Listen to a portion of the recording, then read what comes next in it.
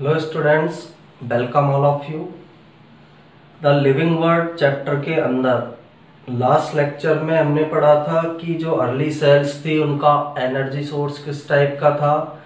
Second, first molecule, first probably molecule RNA था। आज के लेक्चर में हम लिविंग जो ऑर्गेनिज्म होते हैं उनके कैरेक्टरिस्टिक्स की या उनके अंदर कौन सी विशेषताएं पाई जाती है उनकी स्टडी करेंगे। यानी लिविंग जो ऑर्गेनिज्म है, लिविंग और नॉन लिविंग, जीवित और अजीवित जीवों के बीच क्या अंतर पाए जाते हैं, ऐसी क्या विशेषताएं हैं जो लिविंग ऑर्गेनिज्म में मिलती है, जीवित जीव में मिलती है और निर्जीव वस्तुओं में नहीं पाई जाती है। तो living, what is living, living होते क्या हैं, उनकी कैरेक्टरिस्टिक्स या विशेषताएं या गुण क्या होते हैं, उनके बारे में हम इसके अंदर स्टडी करेंगे। तो लिविंग ऑर्गेनिज्म के अंदर सबसे पहली क्वालिटी या कैरेक्टरिस्टिक जो पाया जाता है वो होता है सेलुलर ऑर्गेनाइजेशन। Cellular organization. अब सेलुलर ऑर्गेनाइजेशन जो वर्ड है, सेलुलर ऑर्गेनाइजेशन जो शब्द है, उसका मीनिंग होता है कोशिकीय संगठन। हिंदी में इसे हम बोल सकते हैं कोशिकीय संगठन। अब इस वर्ड का मीनिंग क्या है?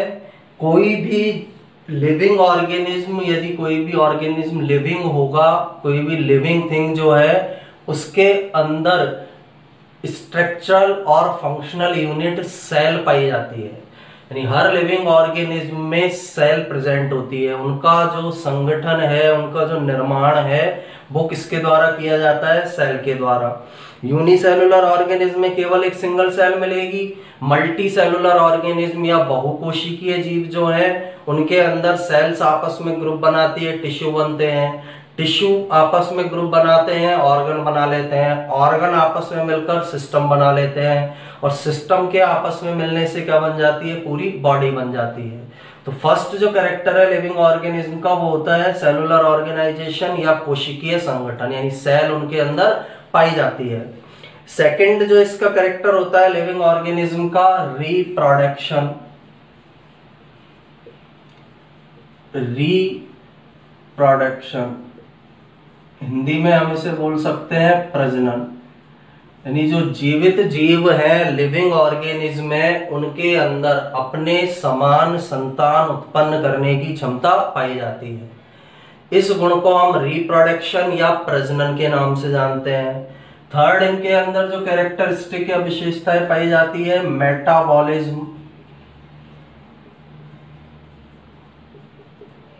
मेटाबॉलिज्म वर्ड का मतलब है उपापचय या उपापचय क्रियाएं।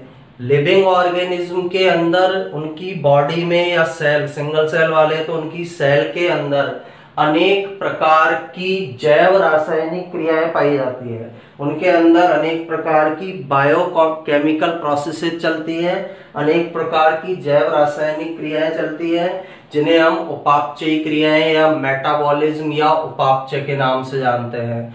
तो जो लिविंग है ऑर्गेनिज्म, उनके अंदर थर्ड क्वालिटी या कैरेक्टर क्या पाया जाता है? मेटाबॉलिज्म की विशेषता उनके अंदर पाई जाती है।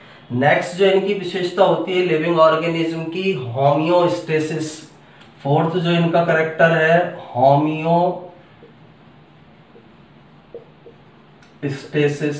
सम स्थापन जिसे हिंदी में बोला जाता है। अब इसके नाम के अंदर इसकी डेफिनेशन है सम स्थापन। सम स्थापन का मतलब होता है लिविंग ऑर्गेनिज्म जो होते हैं, एनवायरनमेंट के अंदर कोई भी चेंज हो, वो अपनी बॉडी के अंदर उस प्रकार से एडजस्टमेंट करे रखते हैं कि एनवायरनमेंट के अंदर होने वाले चेंजेस का उनके शरीर की क्रियाओं पर प्रभाव नहीं पड़े। इस गुण को होमियोस्टेसिस या समस्थापन के नाम से जाना जाता है।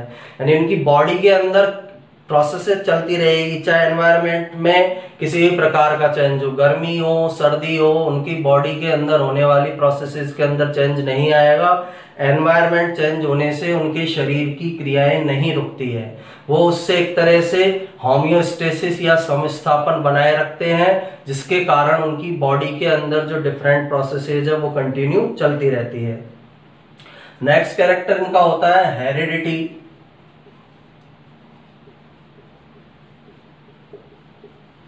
हेरिडिटी जो शब्द है उसका मतलब होता है आनुवांशिकता।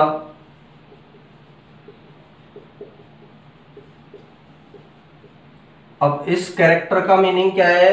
हेरिडिटी का मतलब है लिविंग ऑर्गेनिज्म जो है अपनी संतानों में अपने गुणों को भेजते हैं, जीन के थ्रू ये गुण भेजे जाते हैं, तो अपने गुणों को, अपने जैसे लक्षणों को अपनी संतानों में भेजते हैं, जिसे हेरिडिटी या आनुवांशिकता के नाम से जाना जाता है। ये भी लिविंग ऑर्गेनिज्म की प्रॉपर्टी होती है। नेक्स्ट इनकी प्रॉपर्टी होती है response to stimuli. Response to stimuli, इसका मीनिंग क्या है? कोई भी जो उद्दीपन मिलेगा उसे, उसके लिए वो क्या करते हैं? प्रतिक्रिया करते हैं। उद्दीपन के लिए प्रतिक्रिया, उद्दीपन के लिए प्रतिक्रिया, यानी जो लिविंग ऑर्गेनिज्म है उनको यदि कोई स्टिमुलस मिलता है, उद्दीपन मिलता है, तो उसके लिए वो रेस्पॉन्स दिखाते हैं, प्रतिक्रिया दर्शाते हैं। इसका सिंपल सा एग्जांपल है, हमारा एग्जांपल लें, हमारे यदि पिन चुभेगी तो हम उसके लिए रेस्पॉन्स दिखाएंगे, हाथ में पिन चुभेगी हम अपने हाथ को हटाते हैं, तो वो क्या कहलाता है? रेस्पॉन्स टू स्टिमुलाई या उद्दीपन के लिए प्रतिक्रिया। ये गुण भी किसके अंदर पाया जाता है? लिविंग ऑर्गेनिज्म के अंदर मिलेगा। नेक्स्ट इनका कैरेक्टर होता है growth and development. Growth and development, Hindi में इसे हम बोल सकते हैं वृद्धि तथा विकास। वृद्धि तथा विकास, यानी जो लिविंग ऑर्गेनिज्म है उनके अंदर वृद्धि करने का गुण पाया जाता है और डेवलपमेंट या विकास करने का गुण पाया जाता है। वृद्धि की क्रिया में सेल डिवीजन होता है, कोशिका का विभाजन होगा जिससे शरीर की वृद्धि होगी। और डेवलपमेंट का मतलब है जो सेल्स है वो डिफरेंशिएट होती है, सेल्स के अंदर विभेदन पाया जाता है। विभेदन की प्रक्रिया में सेल्स एक ग्रुप बनाती है और सेल्स के द्वारा डिफरेंट टाइप के फंक्शंस किए जाते हैं। तो ग्रोथ इनके अंदर मिलेगी, लिविंग ऑर्गेनिज्म में वृद्धि मिलेगी, और डेवलपमेंट या विकास की क्रिया इनके अंदर पाई जाती है। नेक्स्ट कैरेक्टर जो लिविंग ऑर्गेनिज्म का है वो है एडेप्टेशन थ्रू इवोल्यूशन।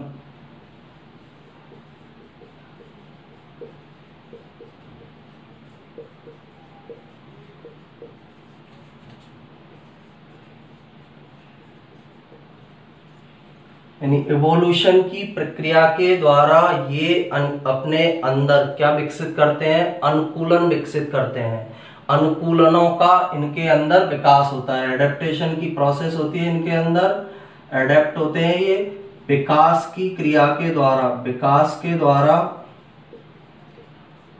अनुकूलन का इनके अंदर अनुकूलन उत्पन्न होते हैं।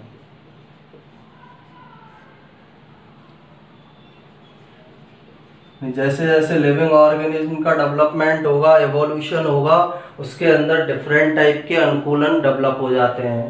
तो ये कुछ मेन कैरेक्टर्स हैं, कुछ मेन कैरेक्टरिस्टिक्स हैं या विशेषताएं हैं जो लिविंग ऑर्गेनिज्म के अंदर पाई जाती है।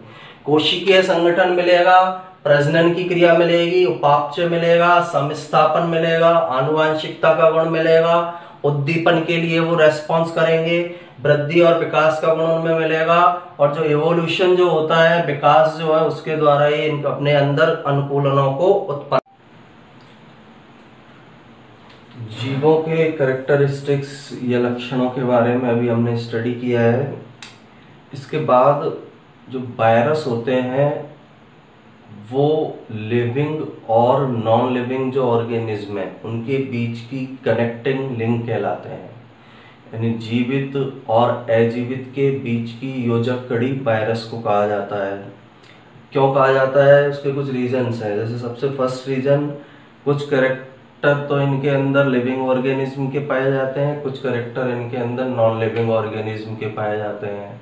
लिविंग ऑर्गेनिज्म के कैरेक्टर कौन से पाए जाते हैं? सबसे पहला कैरेक्टर है ये अपने होस्ट को पहचानते हैं। यानी जिस वायरस को, कोई भी वायरस है, जैसे हम पर्टिकुलर एक एग्जांपल लें TMV, तंबाकू मोज़ेक वायरस का, तो तंबाकू मोज़ेक वायरस के पास यह क्षमता होती है कि वह तंबाकू के पौधे को पहचानता है। सेकेंड लिविंग का कैरेक्टर इसके अंदर ये है, ये कोशिका के अंदर जाकर अपनी संख्या को बढ़ाते हैं। जैसे ही कोई वायरस कोशिका के अंदर एंटर होगा, वहां पर मल्टीप्लाई करेगा, गुणन करेगा और अपनी संख्या को बढ़ाएगा। तीसरा इसका लिविंग कैरेक्टर है कि ये वायरस को प्रोड्यूस करते हैं, यानी वायरस अपने समान वायरस को प्रोड्यूस कर रहे हैं, यानी रिप्रोडक्शन कर रहे हैं। नॉन लिविंग के कैरेक्टर इनके क्या है? सबसे पहला तो इनके अंदर सेल लेवल का अरेंजमेंट एब्सेंट होता है, सेल नहीं होती है इनके अंदर, जो स्ट्रक्चरल और फंक्शनल यूनिट है किसी भी लिविंग ऑर्गेनिज्म की।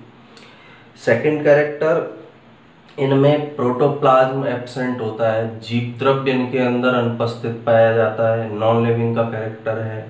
थर्ड, इनके अंदर मेटाबॉलिज्म एब्सेंट होता है, उपापचयी क्रियाएं इनके अंदर नहीं पाई जाती है। फोर्थ, ये क्रिस्टल फॉर्म में, इनको क्रिस्टल फॉर्म में कन्वर्ट किया जा सकता है या इनमें क्रिस्टलीकरण का गुण पाया जाता है। तो वायरस के अंदर लिविंग के और नॉन लिविंग के दोनों कैरेक्टर्स पाए जाते हैं, इसलिए इन्हें कनेक्टिंग लिंक बोला जाता है। लिविंग और नॉन लिविंग के बीच की कनेक्टिंग लिंक इन्हें बोला जाता है।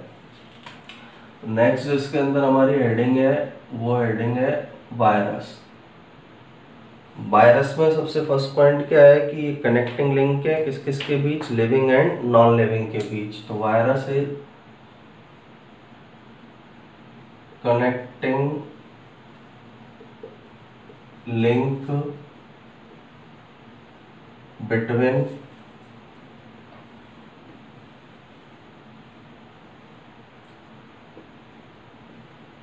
Living and non living.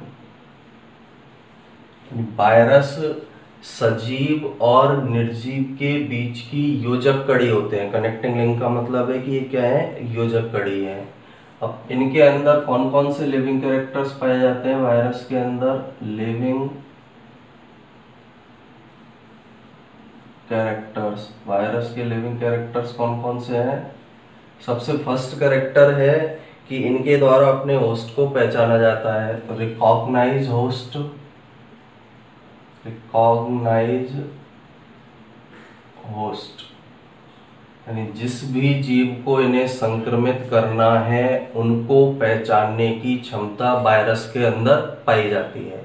अपने होस्ट को यह रिकॉग्नाइज कर सकते हैं, अपने परपोषी को ये रिकॉग्नाइज कर सकते हैं, पहचान सकते हैं। Second character, multiply inside the cell, multiply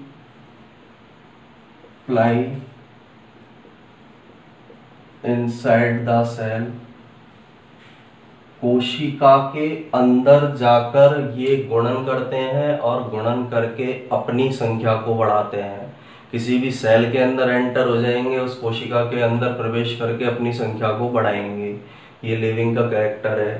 third इनका कैरेक्टर होता है दे प्रोड्यूस वायरस, इनके द्वारा अपने सामान क्या प्रोड्यूस किए जाते हैं? वायरस।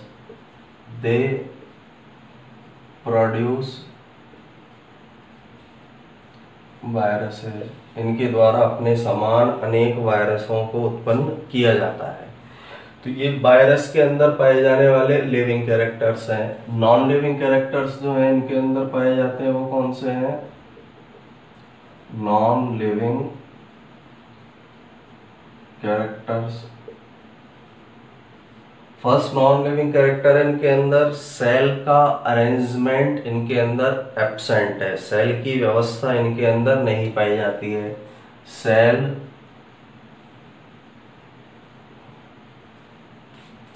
अरेंजमेंट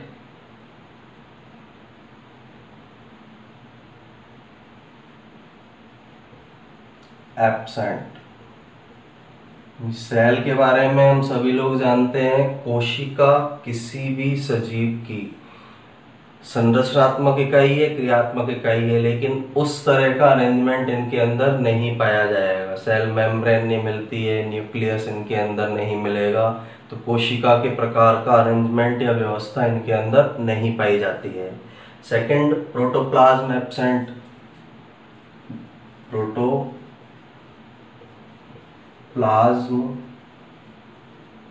एब्सेंट जो जीवन की आधारभूत इकाई है।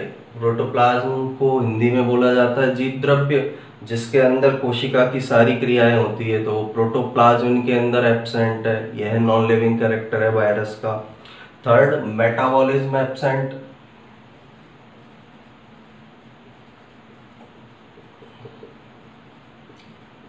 वायरस के अंदर मेटाबॉलिज्म या उपापचयी क्रियाएं अनुपस्थित होती है।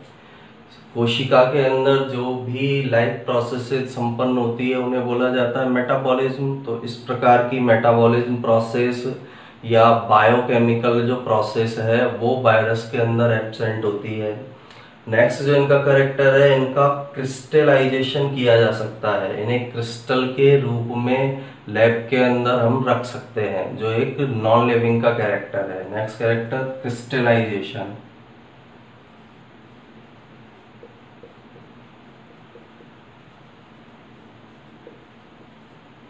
इनका क्रिस्टलीकरण किया जा सकता है, जैसे शक्कर के जो क्रिस्टल होते हैं उस रूप में इन्हें अरेंज करके, उस रूप में व्यवस्थित करके इन्हें हम रख सकते हैं, नॉन लिविंग फॉर्म में वो रहेंगे। तो इस तरह से वायरस जो है उनके अंदर जीवित और अजीवित दोनों प्रकार के जीवों के गुण पाए जा रहे हैं, इसलिए वायरस को लिविंग और नॉन लिविंग के बीच की योजक कड़ी कहा जाता है, या कनेक्टिव लिंक के नाम से इन्हें जाना जाता है। तो एक तरह का असेप्शन है ये, जो सेल थ्योरी दी गई थी स्लाइडेन एंड स्वान की, उसके बाद उसमें रुडोल्फ विर्चो ने कुछ उसके अंदर ऐड किया था कि ओमनिस सेलुल ई सेलुला मॉडर्न सेल थ्योरी बनी थी। तो मॉडर्न सेल थ्योरी का सबसे बड़ा जो अपवाद है, सबसे बड़ा जो एक्सेप्शन है, वो कौन होते हैं? वायरस। क्योंकि इनके अंदर कुछ कैरेक्टर लिविंग ऑर्गेनिज्म के हैं और कुछ कैरेक्टर इनके अंदर क्या है? नॉन लिविंग ऑर्गेनिज्म के हैं। अब इसके बाद जब हम किसी लिविंग ऑर्गेनिज्म को डिफाइन करने की कोशिश करते हैं तो हम देखते हैं कि कुछ ऐसे कैरेक्टर हैं, कुछ ऐसे डिस्टिंक्टिव कैरेक्टर्स हैं, स्पेसिफिक कैरेक्टर्स हैं जो केवल लिविंग ऑर्गेनिज्म द्वारा दर्शाए जाते हैं। यानी कुछ ऐसे विशेष गुण होते हैं जो केवल कौन के द्वारा दर्शाए जाएंगे? लिविंग ऑर्गेनिज्म के द्वारा। उन्हें कैरेक्टर्स को हम डिस्टिंक्टिव कैरेक्टर्स के नाम से जानते हैं, जैसे ग्रोथ, रिप्रोडक्शन। ग्रोथ का मतलब है वृद्धि, रिप्रोडक्शन का मतलब है प्रजनन। एबिलिटी टू सेंस एनवायरनमेंट, जो वातावरण में जो परिवर्तन हो रहे हैं उनको पहचानने की क्षमता। और रेस्पॉन्स देना, किसी स्टिमुलस के लिए रेस्पॉन्स देना। ये कुछ फीचर्स हैं जो हमारे माइंड में आते हैं कि लिविंग ऑर्गेनिज्म के कैरेक्टर हैं। लिविंग ऑर्गेनिज्म के मेन कैरेक्टर ग्रोथ है, रिप्रोडक्शन है, एनवायरनमेंट को सेंस करना है, किसी स्टिमुलस के लिए, जो स्टिमुलस उसे मिला है उसके लिए रेस्पॉन्स देना है। ऐसे यूनिक फीचर्स हमारे माइंड में लिविंग ऑर्गेनिज्म के आते हैं। इनमें कुछ और कैरेक्टर्स को हम ऐड कर सकते हैं, जैसे मेटाबॉलिज्म को ऐड किया जा सकता है। उपापचयी क्रियाएं लिविंग ऑर्गेनिज्म का कैरेक्टर है। सेल्फ रेप्लिकेशन की सेल्फ रेप्लिकेशन करने की जो क्षमता है वो भी एक लिविंग कैरेक्टर है। खुद को ऑर्गेनाइज करना भी एक लिविंग कैरेक्टर है। और इवोल्यूशन की प्रोसेस का पाया जाना भी लिविंग कैरेक्टर है।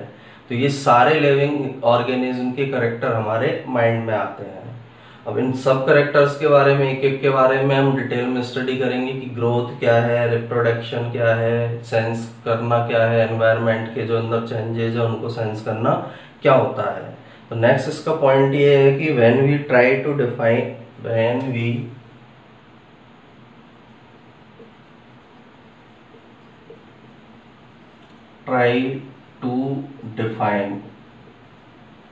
living organism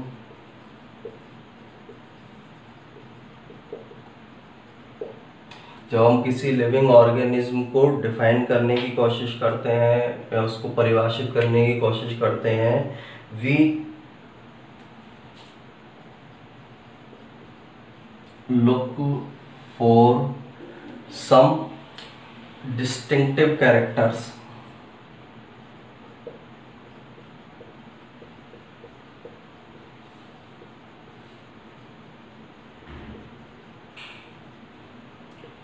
जब हम किसी लिविंग ऑर्गेनिज्म को परिभाषित करने की कोशिश करते हैं, डिफाइन करने की कोशिश करते हैं, तो उसके अंदर पाए जाने वाले कुछ डिस्टिंक्टिव कैरेक्टर या विशिष्ट लक्षणों को हम देखते हैं, जो किनके द्वारा दर्शाए जाते हैं, एग्जिबिटेड बाय लिविंग ऑर्गेनिज्म,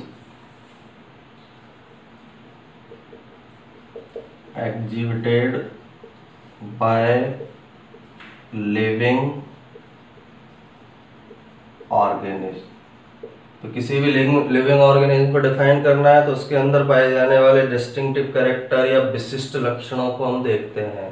अब कौन कौन से जो विशिष्ट लक्षण है जो सबसे पहले हमारे माइंड में आएंगे, पहला जो लक्षण है ग्रोथ का है, लिविंग ऑर्गेनिज्म ग्रोथ करते हैं। सेकंड, लिविंग ऑर्गेनिज्म क्या करते हैं, रिप्रोडक्शन करते हैं, प्रजनन इनके द्वारा किया जाता है। थर्ड, इनके अंदर एबिलिटी टू सेंस एनवायरनमेंट, यानी जो वातावरण है उसके अंदर जो वातावरण को सेंस करने की एबिलिटी या योग्यता इनके अंदर पाई जाती है। वातावरण के अंदर जो चेंजेस होंगे उनको सेंस करने की एबिलिटी इनके अंदर प्रेजेंट होगी। रेस्पॉन्स, सुटेबल रेस्पॉन्स करते हैं, यानी स्टिमुलस जो भी मिलेगा उसके लिए ये सुटेबल रेस्पॉन्स करते हैं। तो ये मेन कैरेक्टर है जो लिविंग ऑर्गेनिज्म के हमारे माइंड में आते हैं। इनके बारे में अभी हमने ऊपर जस्ट पढ़ा है इन कैरेक्टर्स के बारे में। तो ये सारे के सारे suitable response come to our mind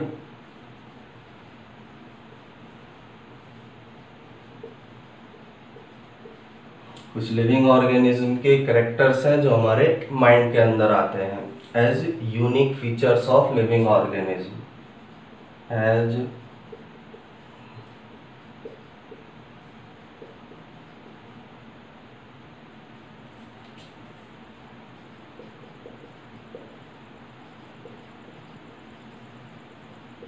यानी किसी भी लिविंग ऑर्गेनिज्म को डिफाइन करें तो ग्रोथ, रिप्रोडक्शन, एनवायरनमेंट के लिए सेंस करना, सुटेबल रेस्पॉन्स देना, ये कुछ यूनिक फीचर्स लिविंग ऑर्गेनिज्म के हमारे दिमाग में आते हैं। माइंड में इनके बारे में हम सोचते हैं। इनके अंदर हम कुछ मोर कैरेक्टर्स को, मोर फीचर्स को ऐड कर सकते हैं। तो वन कैन ऐड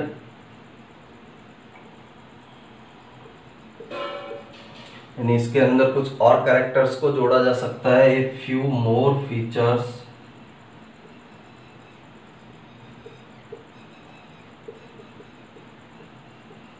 ये जो सारे कैरेक्टर हैं इनके अंदर हम और फीचर्स को जोड़ सकते हैं, लाइक मेटाबॉलिज्म,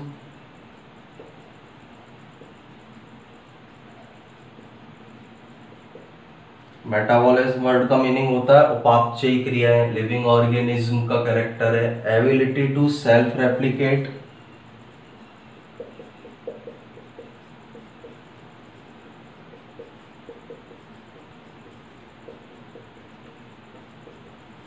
यानी खुद को प्रतिकृति करने की क्षमता है, रेप्लिकेशन की करने की क्षमता को बोला जाता है एबिलिटी टू सेल्फ रेप्लिकेट, ये इनके अंदर मिलेगा।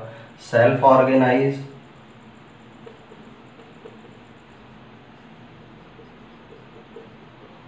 खुद को ऑर्गेनाइज रखने का कैरेक्टर भी किसके अंदर मिलेगा, लिविंग ऑर्गेनिज्म के अंदर पाया जाएगा। सेल्फ ऑर्गेनाइज की कैपेबिलिटी लिविंग ऑर्गेनिज्म के अंदर पाई जाती है।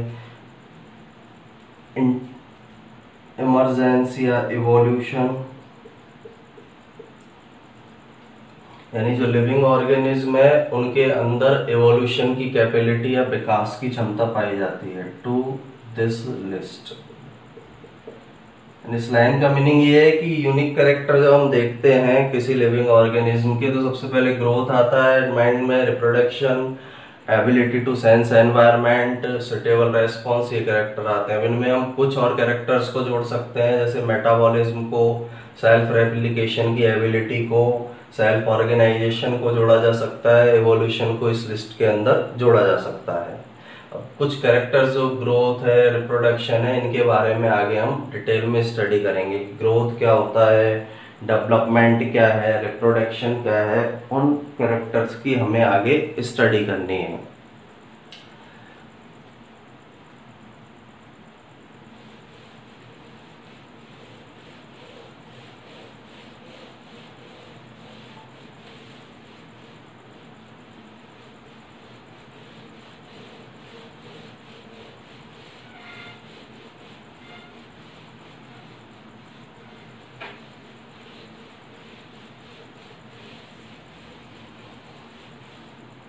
तो सबसे पहला कैरेक्टर था हमारा ग्रोथ। तो ऑल लिविंग ऑर्गेनिज्म ग्रो, यानी जो भी लिविंग ऑर्गेनिज्म होगा वो ग्रो करेगा। ऑल लिविंग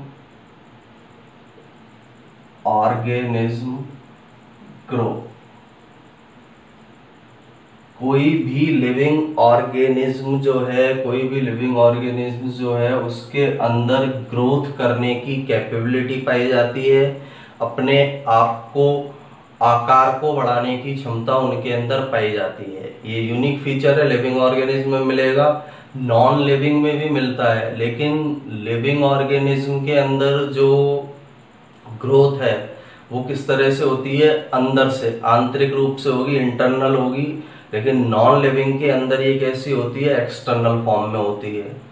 जैसे कोई रेत का टीला है, वो भी ग्रोथ, जैसे रेत आकर जम जाएगी तो ग्रो कर जाएगा, लेकिन वो बाहरी रूप से ग्रोथ होगी उसकी।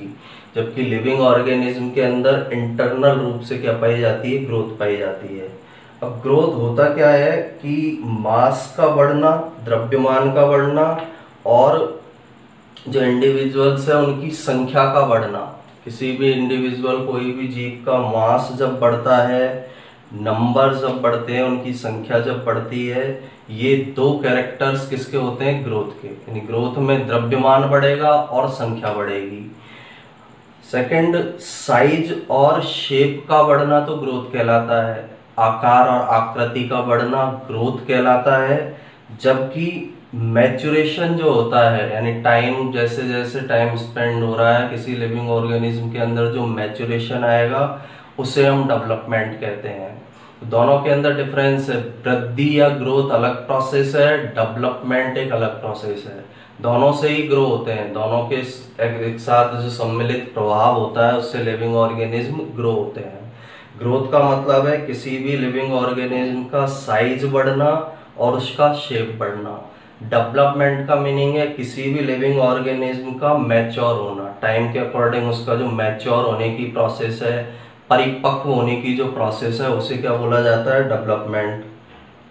अब ये सबको पता है हमको, लिविंग थिंग्स का एक पर्टिकुलर क्या होता है, लाइफ स्पैन होता है, यानी एक जीवन अवधि होती है। जैसे औसत एवरेज जो ह्यूमन की यदि हम एज की बात करें, लगभग 70 इयर्स जो है एक एवरेज लाइफ स्पैन है ह्यूमन का। तो हर लिविंग ऑर्गेनिज्म के अंदर एक निश्चित जीवन अवधि पाई जाती है। तो इंक्रीज इन मास, सेकेंड इसका पॉइंट क्या होगा, इंक्रीज इन मास। मास शब्द का मतलब होता है द्रव्यमान। मास जो वर्ड है उसका मीनिंग क्या है, द्रव्यमान का बढ़ना। And increase in number, and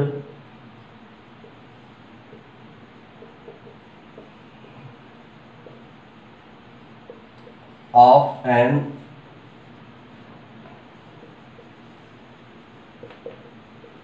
organism is the characteristics of growth।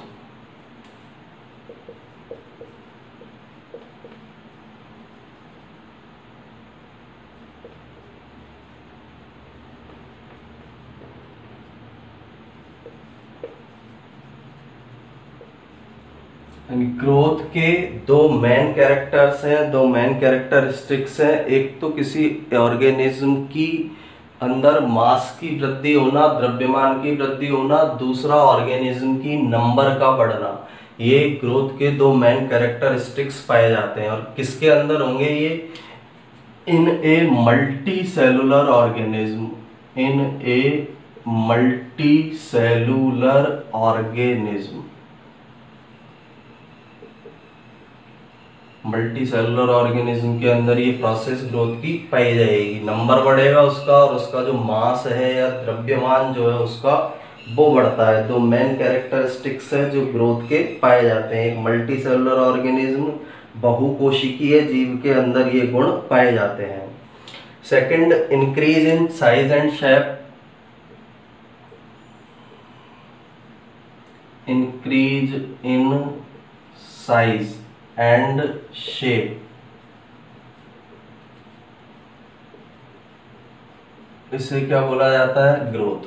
किसी भी लिविंग ऑर्गेनिज्म का साइज बढ़ रहा है, शेप बढ़ रहा है, आकार बढ़ रहा है, आकृति बढ़ रही है, इसे ग्रोथ के नाम से जाना जाता है। हिंदी में इसे बोला जाता है वृद्धि। Second, mature over time.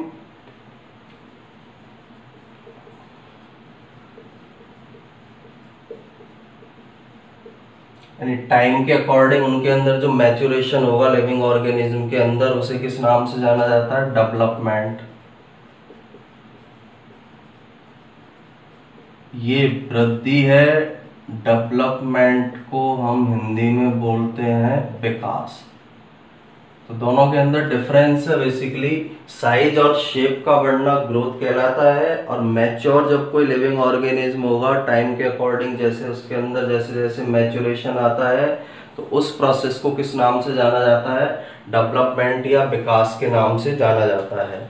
और लिविंग थिंग्स जो है उनके अंदर लाइफ स्पैन पाया जाता है। लिविंग थिंग्स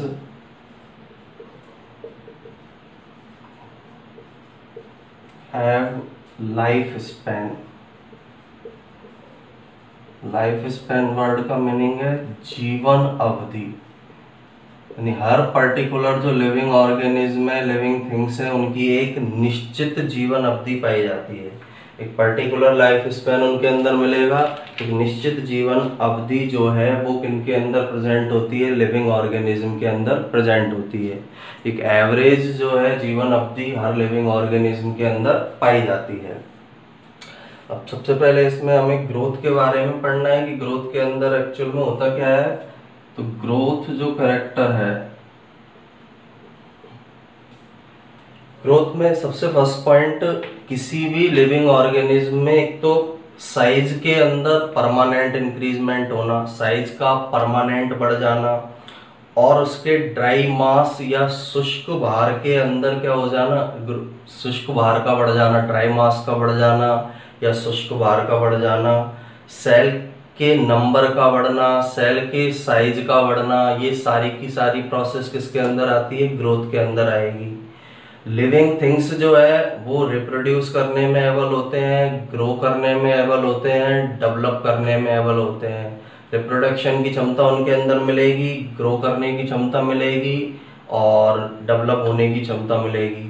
ग्रोथ होता है सेल का रिप्रोडक्शन, यानी ग्रोथ के अंदर क्या होता है? न्यू सेल्स बनती है, नंबर बढ़ेगी। एक कोशिका से 2, 2 से 4, 4 से 8, 8 से 16, 32, इस तरह कोशिकाओं की संख्या बढ़ेगी, जिसके कारण ऑर्गेनिज्म की साइज बढ़ती है। ऑर्गेनिज्म लार्ज होता है, बड़ा होता है। और डेवलपमेंट जो प्रोसेस है वो सेल डिफरेंशिएशन की प्रोसेस है। कोशिकाओं के अंदर विभेदीकरण होता है, डिफरेंट टाइप की कोशिकाएं डिफरेंट वर्क को करने के लिए विभेदित हो जाती है, उस प्रोसेस को हम डेवलपमेंट कहते हैं। सेल्स जो है अपनी शेप को चेंज कर सकती है, अपनी स्ट्रक्चर को चेंज कर सकती है। इन प्रोसेसेस के द्वारा सेल जो है अपनी शेप को और अपनी स्ट्रक्चर को चेंज करती है। क्यों करती है? क्योंकि सेल्स को किसी मल्टी सेलुलर ऑर्गेनिज्म में अलग अलग कार्य करने पड़ते हैं। जैसे हम हमारी बात करें ह्यूमन की, जो हार्ट की सेल्स है उनको अलग कार्य करना है, लंग्स की सेल्स है उनको अलग कार्य करना है, हमारी लीवर सेल्स है उनको अलग कार्य करना है। तो अलग अलग प्रकार के जो फंक्शन करने हैं उनके कारण सेल के अंदर डिफरेंशिएशन की प्रोसेस पाई जाती है, इनके अंदर विभेदीकरण की प्रोसेस पाई जाती है। इसलिए ये ग्रोथ की प्रोसेस, डेवलपमेंट की प्रोसेस इनके अंदर पाई जा रही है। तो नेक्स्ट इसके अंदर पॉइंट क्या हो? फर्स्ट पॉइंट इसका ग्रोथ का क्या है? Permanent increase in size, a permanent increase in size. यानी आकार के अंदर किस प्रकार की वृद्धि होना, परमानेंट प्रकार की उसके अंदर इंक्रीजमेंट होना। एंड ड्राई मास, ड्राई मास बोला जाता है शुष्क भार को, ड्राई मास की वृद्धि होना। वाई किसके द्वारा होगी ये, by increase in cell number और सेल साइज और बहुत, वाई एंड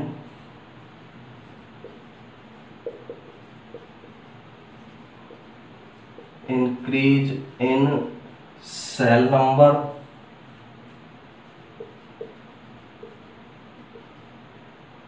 और सेल साइज और बहुत। A permanent increase in size and dry mass by an increase in cell number और cell size और बहुत, यानी किसी भी जो ऑर्गेनिज्म है उसके साइज के अंदर और उसके शुष्क भार के अंदर वृद्धि होना, कोशिका की संख्या बढ़ने के द्वारा, कोशिका के आकार बढ़ने के द्वारा, या दोनों प्रोसेस के द्वारा। ये प्रोसेस ही क्या कहलाती है, ग्रोथ कहलाती है। कोशिका की संख्या, कोशिका का आकार बढ़ने से किसी भी लिविंग ऑर्गेनिज्म का साइज बढ़ता है, ड्राई मास बढ़ता है, जिसे ही हम ग्रोथ के नाम से जानते हैं। और लिविंग थिंग्स क्या है, उनके अंदर ही कैपेबिलिटी पाई जाती है, रिप्रोडक्शन की कैपेबिलिटी उनके अंदर मिलेगी, ग्रोथ की कैपेबिलिटी उनके अंदर मिलेगी, डेवलपमेंट की कैपेबिलिटी उनके अंदर मिलेगी, जो हम लिविंग्स के कैरेक्टर्स के अंदर पढ़ चुके हैं। अब ग्रोथ के अंदर होता क्या है, बेसिकली सेल रिप्रोडक्शन होगा, सेल का जनन किया जाता है या कोशिकाओं को उत्पन्न किया जाता है ग्रोथ के अंदर। सेल रिप्रोडक्शन किसे बोलते हैं हम, प्रोड्यूस न्यू सेल,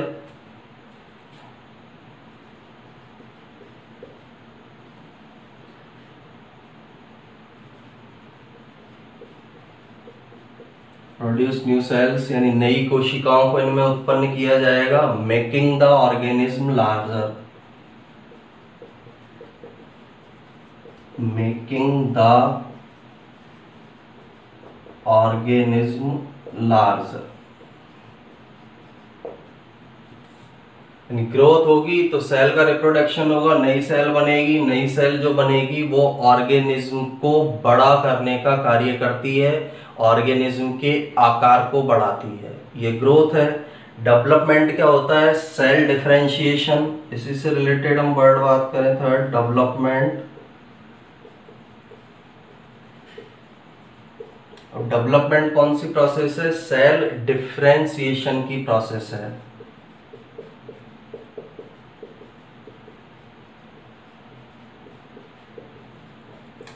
कोशिका विभेदीकरण की प्रोसेस है। सेल डिफरेंशिएशन को क्या बोला जाता है, कोशिका विभेदीकरण। कोशिकाओं के अंदर जो अलग अलग ग्रुप में बढ़ जाती है सेल्स अलग अलग काम को करने के लिए, उसे सेल डिफरेंशिएशन बोला जाता है। अब सेल डिफरेंशिएशन में क्या होता है, सेल अपने शेप को और स्ट्रक्चर को चेंज करती है, शेप और स्ट्रक्चर के अंदर चेंज लाएगी, डिफरेंट हो जाती है, दूसरी कोशिकाओं से अलग हो जाती है और डिफरेंट फंक्शन को करती है। फिजिकल टाइप का ये चेंज होगा। तो सेल डिफरेंशिएशन में क्या होता है, सेल्स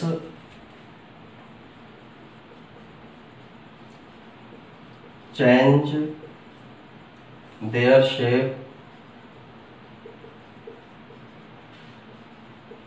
अपने शेप के अंदर वो चेंजेस लाती है, एंड स्ट्रक्चर,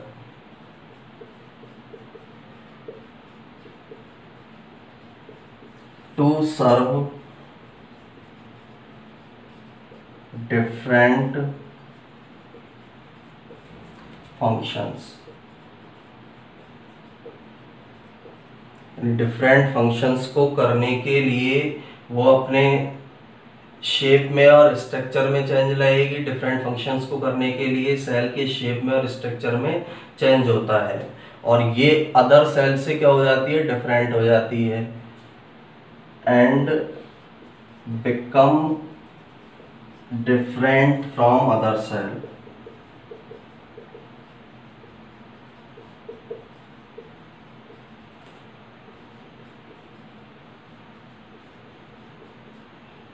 यानी इसको हम किस तरह का चेंज बोल सकते हैं, फिजिकल चेंज। फिजिकल टाइप का चेंज, भौतिक प्रकार का परिवर्तन इसे बोला जाता है।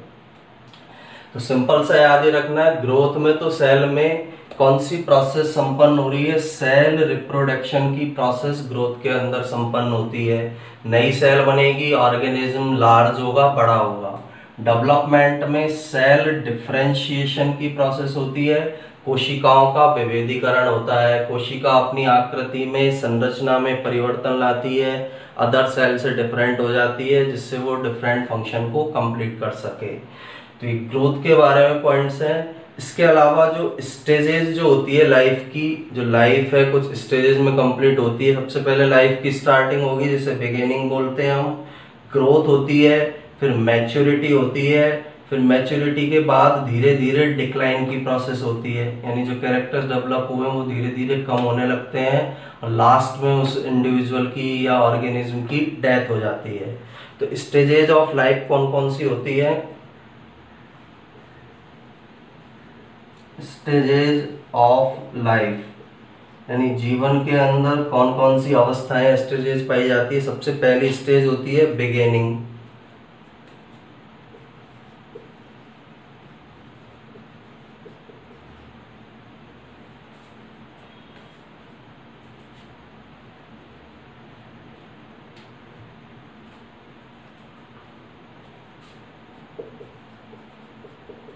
यानी किसी भी लिविंग ऑर्गेनिज्म की शुरुआत होगी, उत्पन्न होगा वो, जिसे बोला जाता है बिगिनिंग। सेकंड जो इसकी स्टेज है ग्रोथ। उत्पन्न होने के बाद लिविंग ऑर्गेनिज्म क्या करता है? ग्रोथ करेगा। थर्ड डेवलपमेंट होगा उसका, या इसे बोल सकते हैं हम मैच्योरिटी।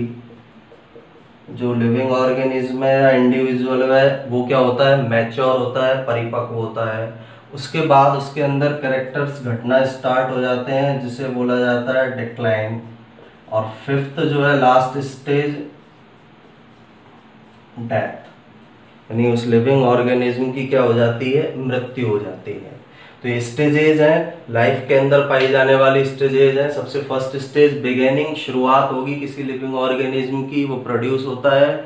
उसके बाद उसमें ग्रोथ होती है, उसके बाद मैच्योरिटी आती है उसमें, उसके बाद कैरेक्टर्स का घटना स्टार्ट हो जाता है जिसे डिक्लाइन कहते हैं, और लास्ट में उस लिविंग ऑर्गेनिज्म की डेथ हो जाती है। तो आज के लेक्चर के अंदर हमने पहले जो लिविंग ऑर्गेनिज्म के अंदर जो कैरेक्टर्स पाए जा रहे हैं उनके बारे में स्टडी किया है। फिर उसके अंदर जो कुछ जैसे ग्रोथ जो कैरेक्टर है, डेवलपमेंट जो है, उन दोनों के अंदर क्या डिफरेंस होता है उसके बारे में स्टडी किया है। नेक्स्ट लेक्चर के अंदर हम सेल डिवीजन के बारे में स्टडी करेंगे कि प्लांट के अंदर किस प्रकार की ग्रोथ होती है। ग्रोथ सेल डिवीजन से होगी, एक कोशिका से दूसरी तीसरी बनेगी। तो सेल डिवीजन किस प्रकार से प्लांट के अंदर होता है, प्लांट में किस प्रकार की ग्रोथ मिलेगी, एनिमल्स के अंदर किस प्रकार की ग्रोथ पाई जाती है।